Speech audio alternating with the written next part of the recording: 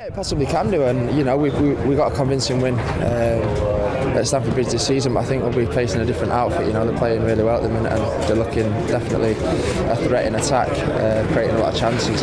But yeah, like I said with Stiliyan, it's you know, it's disappointing. I was blessed to be a part of the squad that was when he was there. He captained me for a few games, and he's a great man and a great player. So that was sad news I see today. What I know is that they have a good manager that has been there for years. He likes to work hard, tactically is good, he's very competitive, and they have players like Aimar, that was my player in Valencia, a good player, and Cardozo is scoring goals, but I will talk with Ramirez and David Luiz and they will give me more reports for sure, more information. We know that we have to win one game, so if we can win against Aston Villa, it will be easier to approach the final with confidence.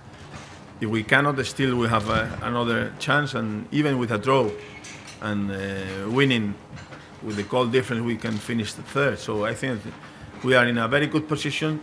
So we want to be in a better position winning against Aston Villa.